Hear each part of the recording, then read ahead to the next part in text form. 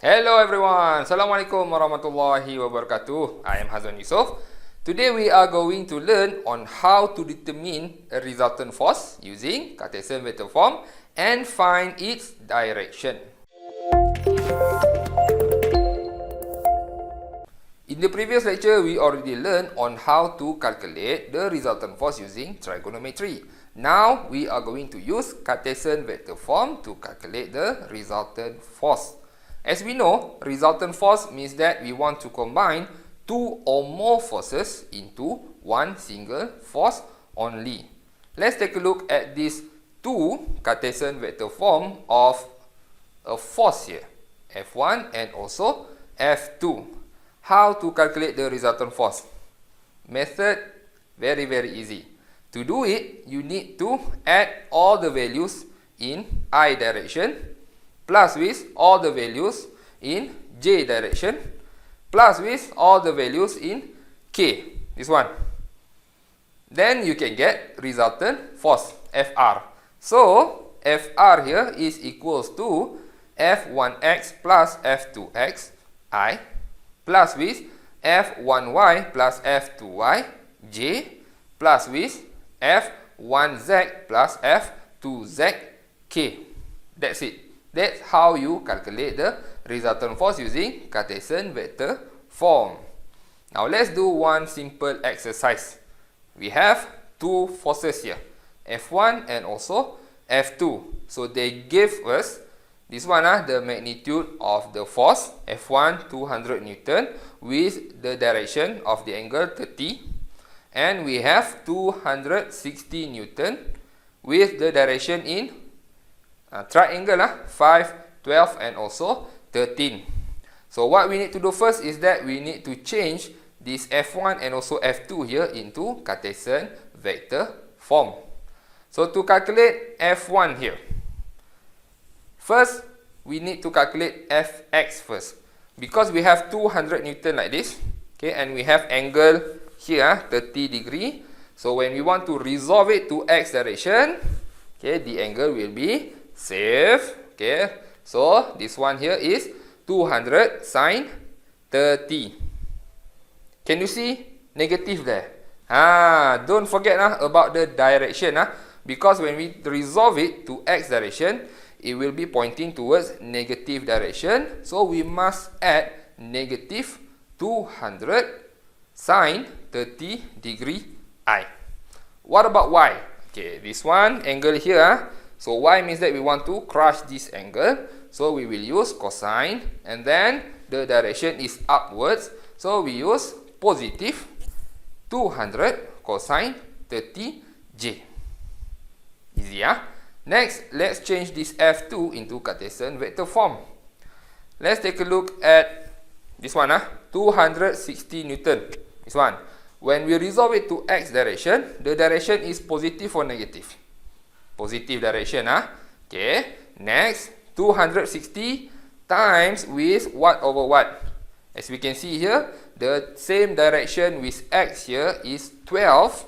So, 260 times 12 over the hypotenuse 13 I. Okay. And the direction is positive.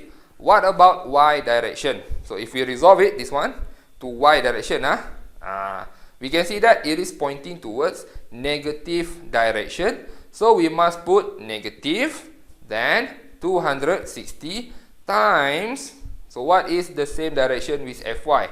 5, So negative 260 times 5 over hypotenuse, which is 13j. Simple, Okay, so we already changed this F1 and F2 here into Cartesian vector form. So to calculate the resultant force, what we need to do, as mentioned before, we add I with I and J with J, like this one here. Okay, Fr is equals to this one. Okay, add I with I, J with J. That's it. And we insert the value into the calculator. Then we can get the value of Fr here is equals to 140I plus 73.21 J Newton. Don't forget to put the unit of this force, Newton. So what is this 140I? What is this 73.21J here? This one here is, of course, 140 is Fx. Okay, because it is positive, so pointing towards positive lah. Okay, positive 140. And then we have 73, positive 73.21 Newton. Okay, and we plot it on this figure here, it will look like this one lah.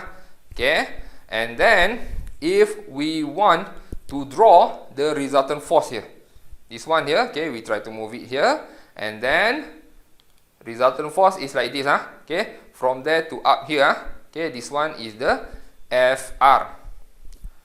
How about the direction of this Fr, resultant force here? Okay, we can represent the direction by an angle here. So we try to draw this angle, okay, from Fr up to the positive x-axis here. So this is the direction or the angle of this Fr. How to calculate this angle here, this theta here?